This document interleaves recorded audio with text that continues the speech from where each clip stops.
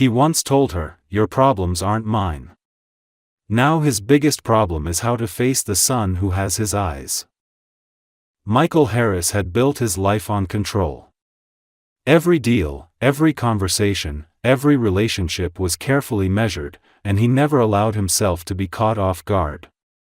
In the glittering tower that bore his company's name, he reigned like a king, his dark hair perfectly styled, his blue eyes as cold as the glass walls around him.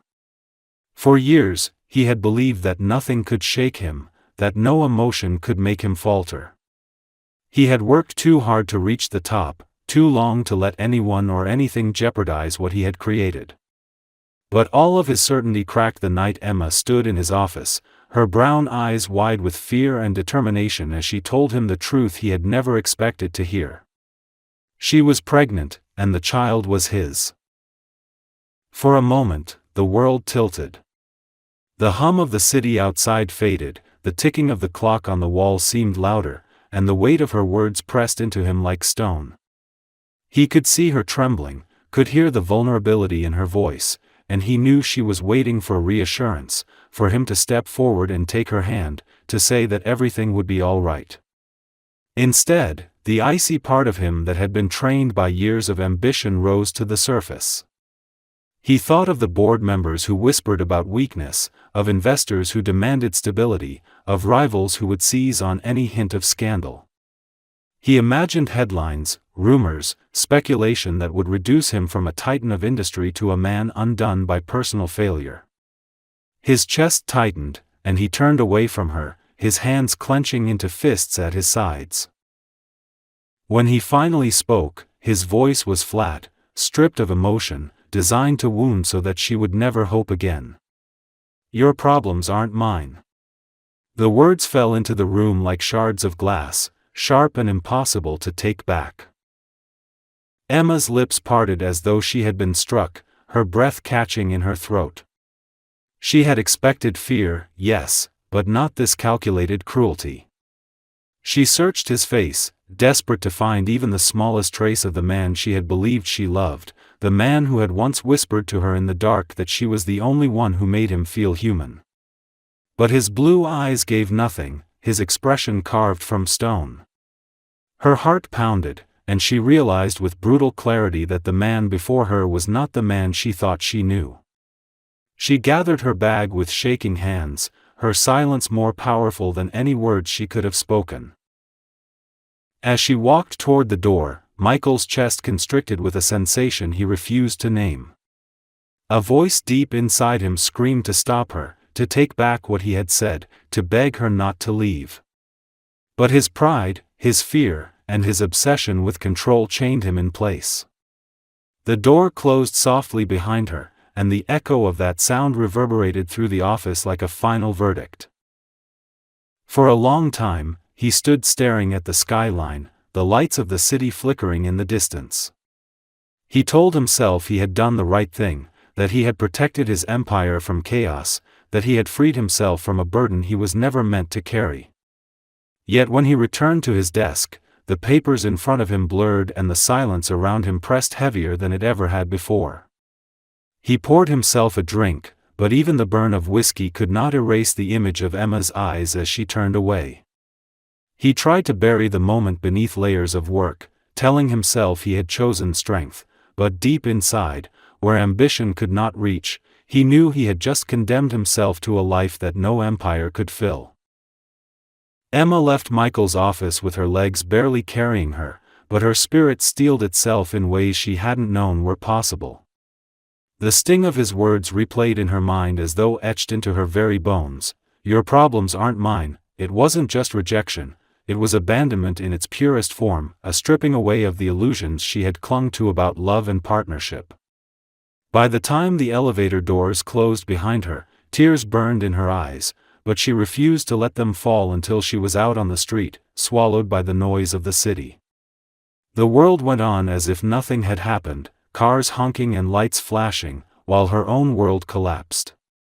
She pressed a hand against her stomach, whispering to the life inside her that she would never let him feel unwanted, that she would never repeat Michael's cruelty. The months that followed tested every ounce of her strength. She moved out of the apartment they had once shared, taking what little savings she had and relocating to a modest neighborhood far from the glass towers of his empire.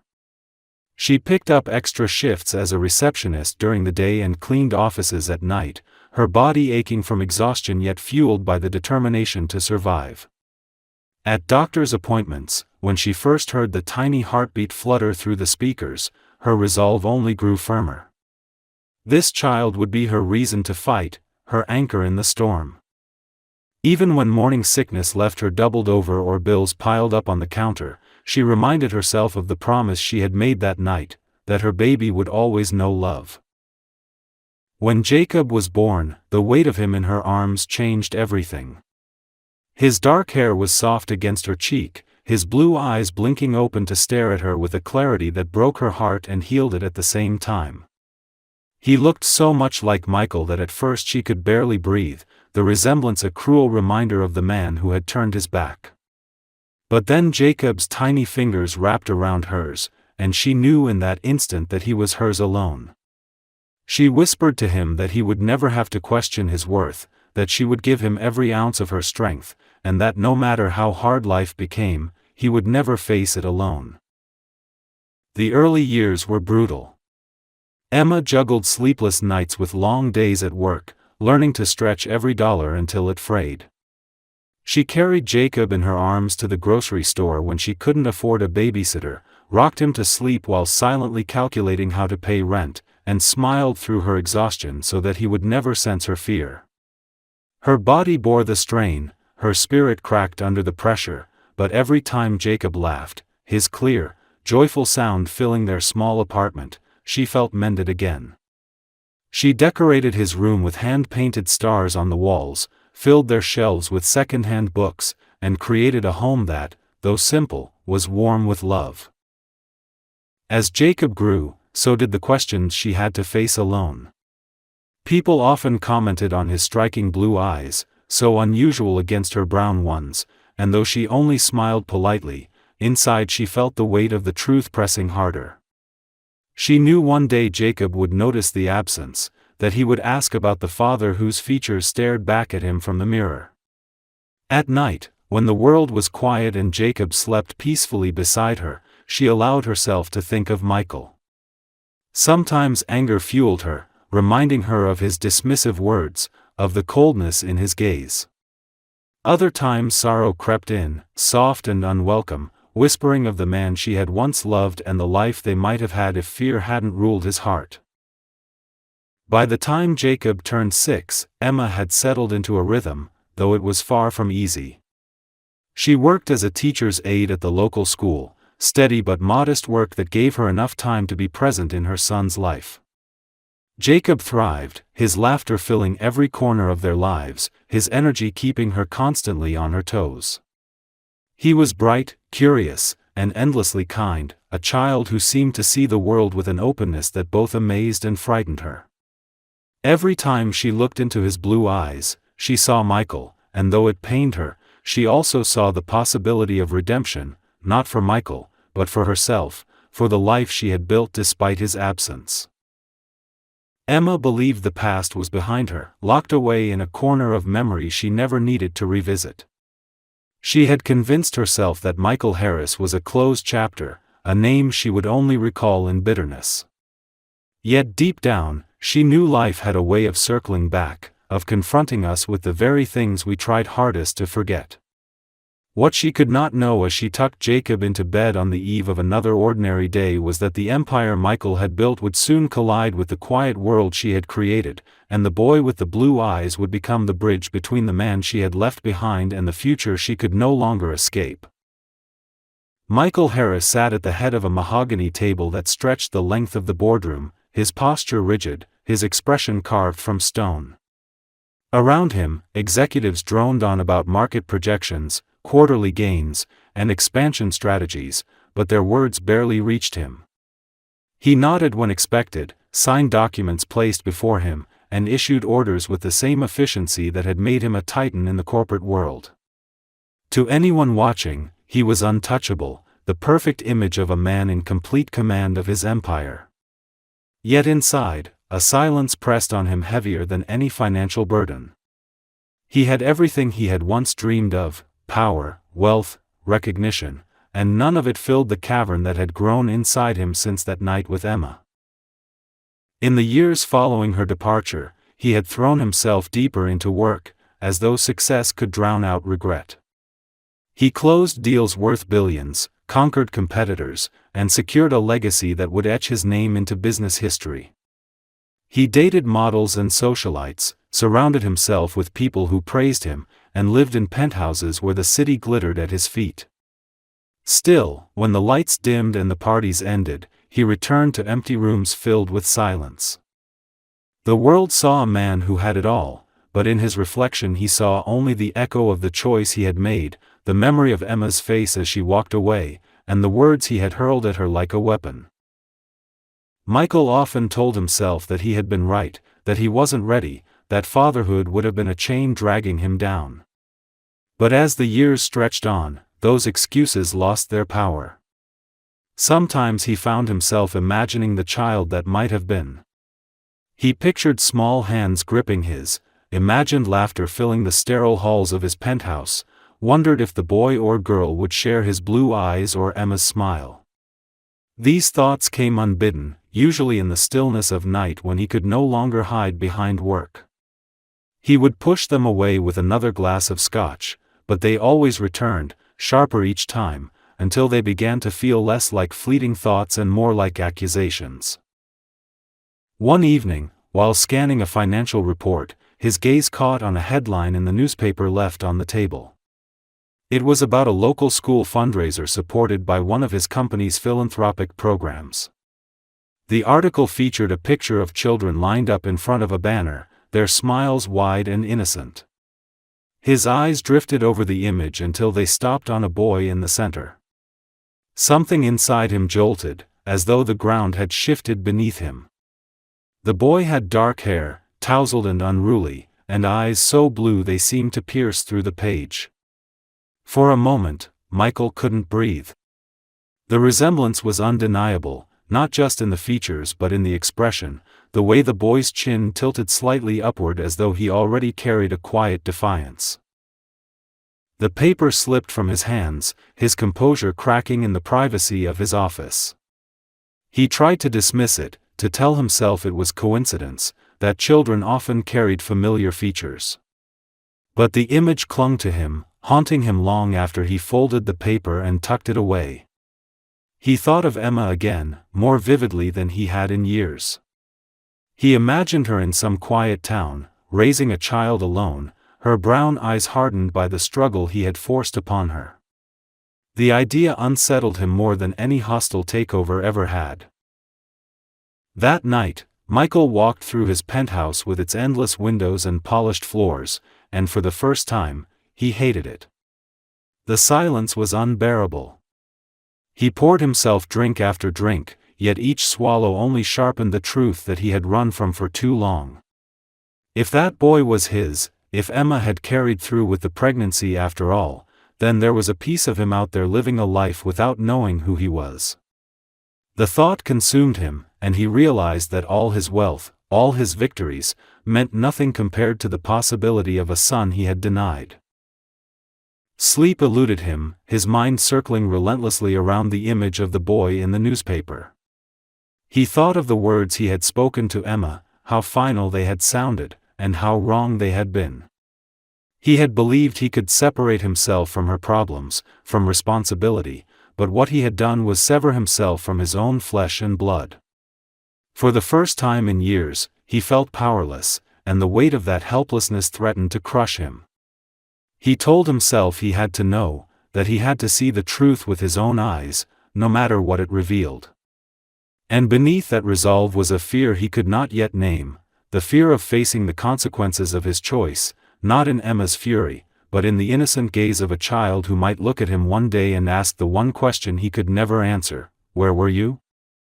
The following week Michael found himself standing in front of an elementary school he had never been to before, his sleek black car out of place among the modest vehicles parked along the curb. He told himself it was curiosity, that he only wanted to confirm what his instincts already screamed, but the truth went much deeper. His hands gripped the steering wheel until his knuckles turned white, his chest tight with an anticipation that unnerved him more than any boardroom negotiation ever had. He had built a life on preparation, on never being surprised, but nothing could have prepared him for the possibility that behind those school doors was the living embodiment of his greatest failure. The school bell rang, and children began spilling out, their backpacks bouncing, their laughter filling the air. Michael's eyes scanned them feverishly, his heart pounding harder with each passing second. Then he saw him. The boy emerged among the crowd, his dark hair catching the sunlight, his blue eyes wide with excitement as he waved to someone ahead. Michael's breath caught in his throat. There was no denying it. This was no coincidence, no trick of the imagination. The boy looked exactly as Michael had imagined on those sleepless nights, his own reflection made young, carrying Emma's softness but unmistakably his son. Emma appeared moments later, weaving through the parents until she reached him. She wore simple clothes, her brown hair tied back, her posture firm yet graceful. She bent to help the boy adjust his backpack, listening intently as he spoke with animated gestures. Her hand brushed his hair from his face in a gesture so tender it twisted Michael's chest. He wanted to move closer, to hear the boy's voice, to know what kind of child he had become, but his feet felt heavy, chained by years of cowardice and pride. He had once told himself that her problems weren't his, yet here they were, flesh and blood, walking together as though he had never existed. Summoning courage he didn't know he had left, Michael stepped out of the car. His polished shoes crunched against the gravel, and for the first time in years he felt utterly exposed. Emma's head turned, her eyes locking onto his. The moment stretched painfully long. Her expression hardened instantly, her body tensing as though preparing for battle. She placed a protective hand on her son's shoulder and pulled him slightly behind her, her brown eyes sharp with a warning he could feel even from a distance. Michael stopped a few feet away, every rehearsed word evaporating from his mind. His voice came out hoarse, stripped of all the power he usually commanded. "Emma," he said, her name trembling in the air between them. She straightened, her chin lifting, her grip on her son unyielding. "Michael," she answered, her tone clipped, as if she had been expecting this moment all along. His gaze drifted helplessly to the boy peeking out from behind her. Those blue eyes met his for the first time, curious and unguarded, and Michael felt his heart break open. The boy tilted his head slightly, studying him the way children do when they sense something important. Michael wanted to kneel, to tell him everything, but Emma's glare held him in place. "He's mine, isn't he?" Michael whispered, his throat tightening around the words. Emma's lips pressed into a thin line, her silence cutting deeper than any answer. Finally, she said evenly, "He's my son. My responsibility. My life." "And mine too," Michael said, the admission torn from him, leaving him raw and vulnerable. His voice cracked as the words settled in the air. Emma's jaw clenched. She shifted, drawing her son closer. "You forfeited that right the day you told me he wasn't your problem." Her words were laced with steel, each syllable heavy with 6 years of pain and endurance. The boy looked between them, confusion flickering across his face. "Mommy, who is he?" he asked softly, his voice carrying an innocence that made Michael's chest constrict. Emma's eyes never left Michael's. "No one," she said firmly, though her voice trembled almost imperceptibly. "Just someone passing by." Michael felt the words like a dagger, because for all his power, for all his accomplishments, that was what he had become, no one. A stranger to his own child. He wanted to protest, to fall to his knees, to beg for the chance to explain, but Emma turned away, guiding the boy toward the street. As they walked off, the boy glanced back once more, his blue eyes lingering on Michael with a curiosity that would not let go. That single look shattered him completely. He stood rooted to the ground long after they had disappeared, the sounds of the school fading into the background. For the first time in his life, Michael Harris, the man who could silence rooms with a single command, realized he had lost the one thing he could never buy, control, or rebuild. His son existed, and he had let the years slip away. Now the question that haunted him was not whether the boy was his, but how he would ever be able to look into those blue eyes again and explain why he had not been there. Michael did not sleep the night after seeing Emma and the boy, whose features left no doubt in his mind. He wandered the echoing rooms of his penthouse, staring out at the glittering skyline he had once believed was the measure of his success. The city stretched before him, but all he could see was the small hand Emma had held, the boy's wide blue eyes that mirrored his own. He thought of the way Emma had pulled the child behind her as if shielding him from harm, and he realized with a sharp ache that in her mind he was the harm. The man who had once promised her the world had become the man she worked to keep away. Every polished surface in his home reflected back his failure, and for the first time in years he wondered if everything he had built was nothing more than a distraction from the emptiness he had created. The following days were torturous. He arrived at the office as always, greeted by assistants, advisors, and executives eager for his decisions, but his mind was elsewhere.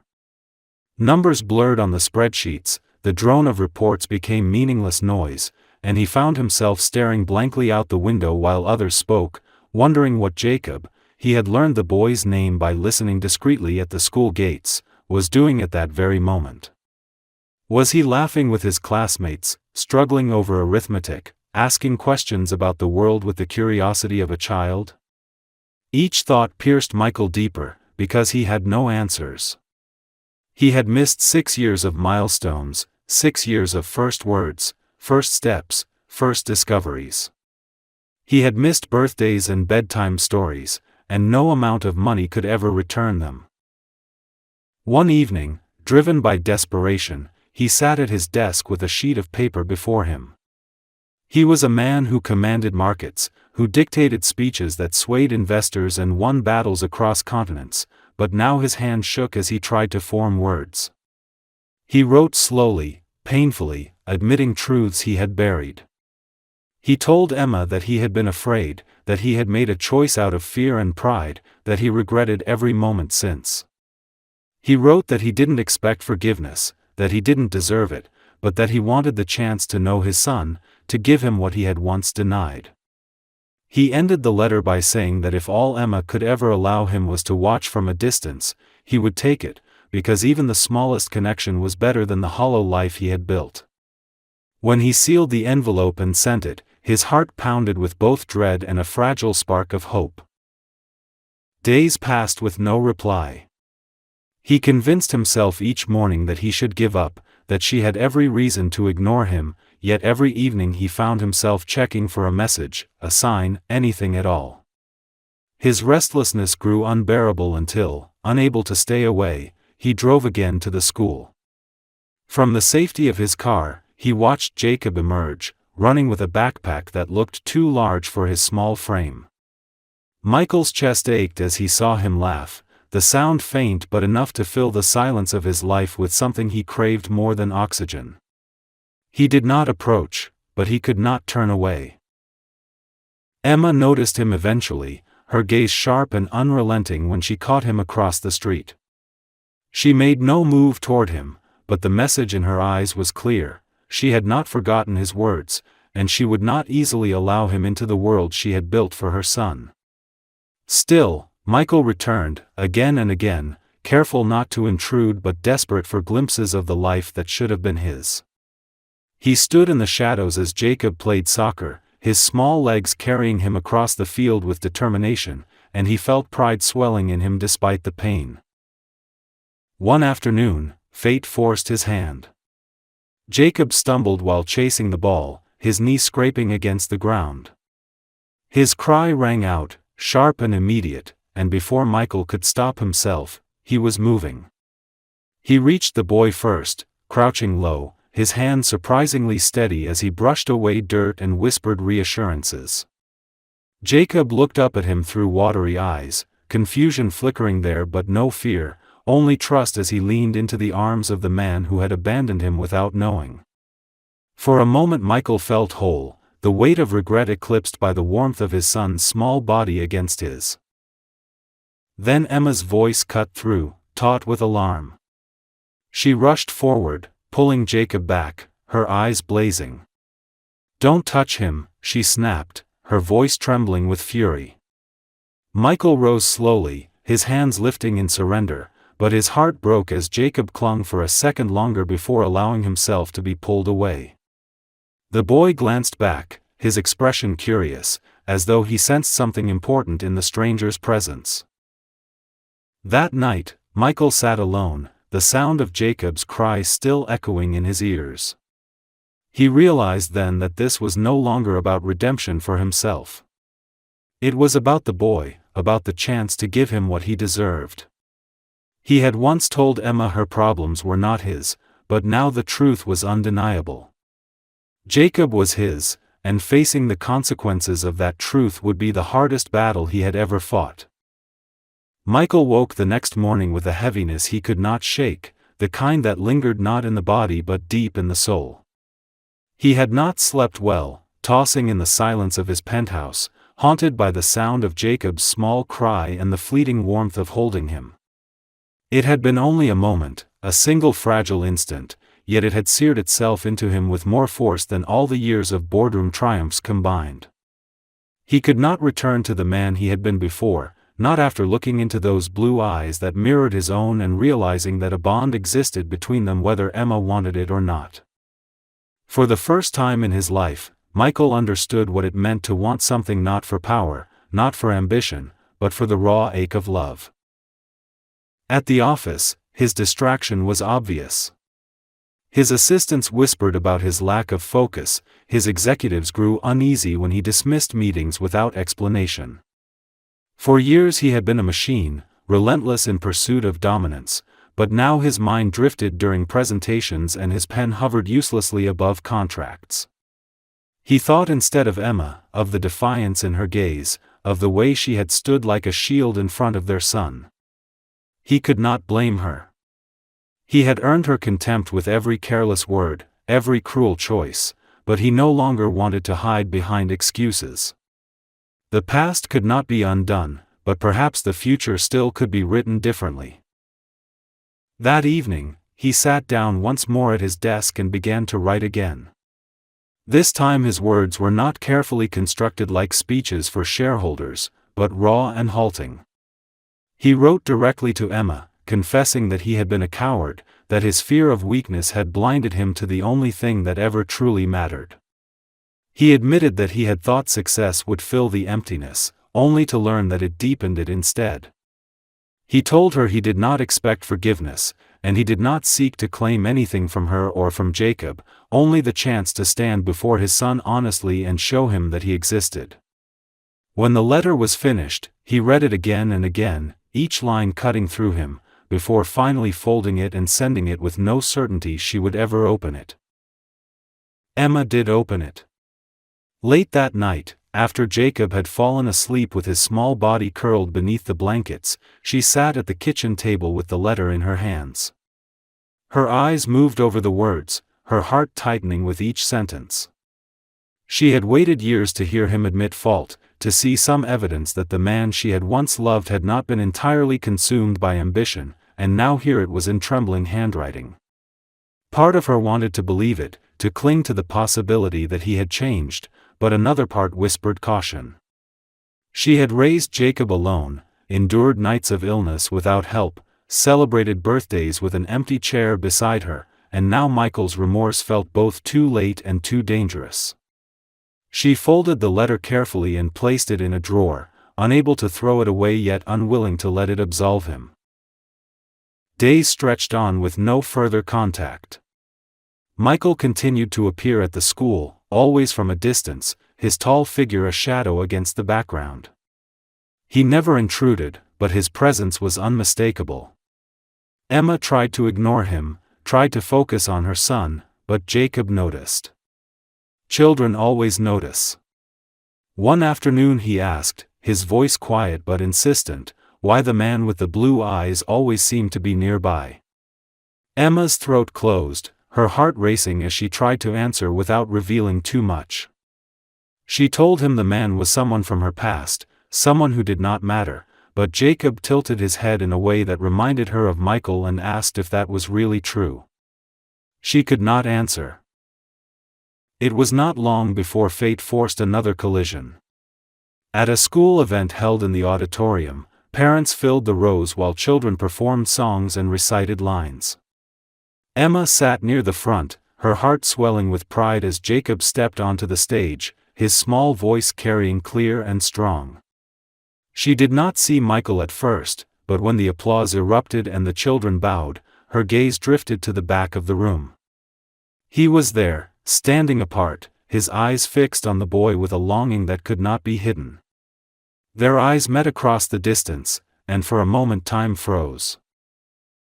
Afterward, as the crowd dispersed, Michael approached. Emma's instinct was to turn away, to shield Jacob as she always had, but this time Jacob spotted him and froze mid-step. The boy's eyes widened, recognition sparking in them as though some invisible thread had been pulled taut. Michael crouched down, lowering himself so as not to tower over him, his voice breaking as he spoke. "You were wonderful up there," he said, the words simple yet heavy with emotion. Emma's chest tightened. She wanted to pull Jacob away, to end it, but the boy hesitated, staring at the man who looked so much like him. "Mom," Jacob asked softly, "who is he?" The question hung in the air, impossible to escape. Emma looked at Michael, her heart pounding, and for the first time she did not have the strength to lie. She remained silent, her silence more telling than words. Jacob looked back at Michael, his small brow furrowed. "Why weren't you here before?" he asked, the innocence of the question sharper than any accusation. Michael swallowed hard, tears burning in his eyes as he whispered the only truth he had. "Because I was a fool." Emma's throat closed as she watched, the moment striking her deeper than she had expected. Jacob did not embrace him, did not smile, but he did not turn away either. He simply stood there, uncertain but listening, and for Michael, that was more than he deserved. It was the first fragile crack in the wall that separated them, and though Emma's instinct still screamed to protect her son, another part of her began to wonder if perhaps the past did not have to dictate their future forever. Emma spent the following days in a storm of emotions, her mind torn between anger, fear, and a fragile thread of hope she did not want to acknowledge. Seeing Jacob speak to Michael had shaken her more than she expected. For years she had built a wall around her son, convinced that the safest way to protect him was to keep Michael on the outside, a shadow that could never step into the light of their lives. Yet Jacob's question, "why weren't you here before?" reverberated in her mind every night, a reminder that children sought answers no parent could withhold forever. She wanted to shield him from pain, but she also knew that denying him the truth might wound him just as deeply. Michael, on the other hand, felt something shift inside him after that brief exchange. He had expected rejection, fury, perhaps even hatred, but Jacob's gaze had not been filled with any of those things. Instead, there had been curiosity, a cautious openness that cut through Michael's shame and left him with a fragile thread of hope. He began to appear more often, not in forceful ways, but in small, steady gestures that spoke louder than promises. He volunteered quietly at school events, anonymously funding supplies and programs without attaching his name. He lingered at soccer practices, clapping politely from the sidelines, careful never to overstep. Emma noticed, and though she bristled at his persistence, she could not deny the sincerity in his actions. He was not trying to buy his way in, he was humbling himself, one day at a time. One Saturday afternoon, the fragile boundary between them was tested again. Jacob had been invited to a friend's birthday party at the park, and Emma stood with the other parents as the children played. She was startled when Michael appeared, his tall frame impossible to miss, though he kept his distance. She wanted to send him away, to remind him that his presence was not welcome, but Jacob noticed him almost immediately. The boy ran over, his eyes bright, and asked if Michael wanted to see the fort he and the others had built out of sticks and blankets. Michael hesitated, his eyes flickering toward Emma for permission. She crossed her arms, torn between instinct and her son's eager expression. After a long pause, she gave the smallest nod, and Jacob pulled Michael toward the makeshift fort as though the man had always been meant to be there. For the next hour, Emma watched in silence as Michael crouched among the children, listening intently to their stories, praising their construction with genuine enthusiasm. Jacob glowed with pride, introducing him as if he were a secret treasure he had just discovered. It was a sight Emma never thought she would witness, the man who had once dismissed them now sitting cross-legged in the grass, his designer shirt streaked with dirt, laughing as though nothing else in the world mattered. Something in her chest loosened, though she tried to resist it. That evening, after the party, Jacob asked if Michael could walk them home. Emma hesitated, but the boy's hopeful eyes made it impossible to say no. They walked together through quiet streets, Jacob chattering between them about the games he had played. For a moment, they looked almost like a family, though Emma kept a cautious distance. When they reached her apartment building, Jacob ran ahead to race up the steps, leaving her alone with Michael in the fading light. He turned to her, his voice low and stripped of its usual confidence. "I know I don't deserve this. I know I don't deserve either of you. But thank you for letting me stay today. It meant more than I can say." His eyes searched hers, not demanding, not pleading, but offering the rawest truth she had ever seen in him. Emma studied him for a long moment, torn between the memories of her heartbreak and the undeniable evidence of his change. "You broke something that can't be fixed overnight," she said softly. "I will never forget what you did. But I can see you're trying, and Jacob, he deserves to decide what place you have in his life." Her words shook as she spoke them, but they were honest. For Michael, they were more than a reprieve, they were a lifeline. That night he returned to his penthouse and, for the first time in years, it did not feel entirely empty. He carried with him the sound of Jacob's laughter, the memory of Emma's hesitant words, and the fragile hope that perhaps one day the silence of his home would be filled with more than regrets. Emma lay awake in her own bed, listening to Jacob's steady breathing from the next room. She thought of Michael crouched in the grass, laughing without inhibition, and felt the first crack in the armor she had worn for so long. She hated that part of her still remembered the man she once loved, the man who had made her feel alive before he had shattered her. Yet as she drifted into uneasy sleep, she admitted what she had refused for years: people could change, and sometimes, against all odds, they did. The winter melted into spring, and with it the sharp edges of Emma's anger softened in ways she hadn't expected.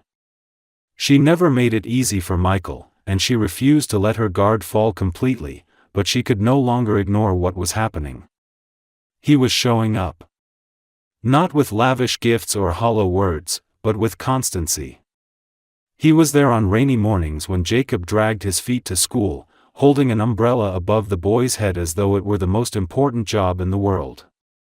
He was there on weekends, kneeling in the grass to tie shoelaces or cheer at soccer games, his voice carrying above the crowd with genuine pride. Each small act chipped away at the wall Emma had built, leaving her torn between fear of being hurt again and the undeniable truth that Jacob was thriving with his father near.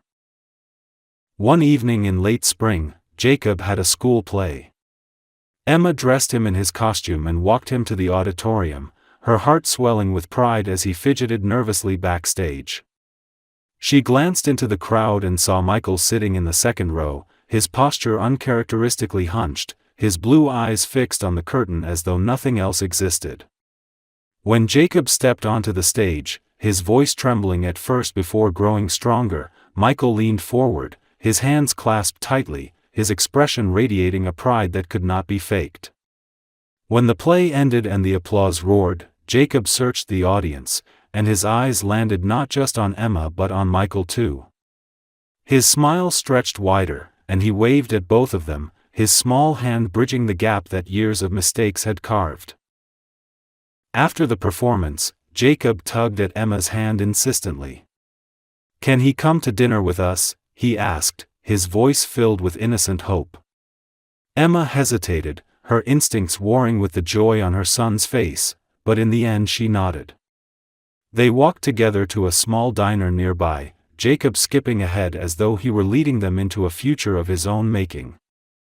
Michael sat across from Emma at the booth, his tall frame oddly out of place among the plastic seats and laminated menus, yet he seemed more at ease than she had ever seen him.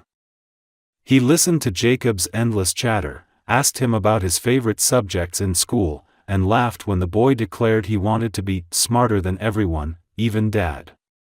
The word slipped out so naturally that Emma froze, her fork suspended in midair. She looked at Michael, whose eyes shimmered with tears. He quickly blinked away, and in that instant she realized how much Jacob had already begun to accept him.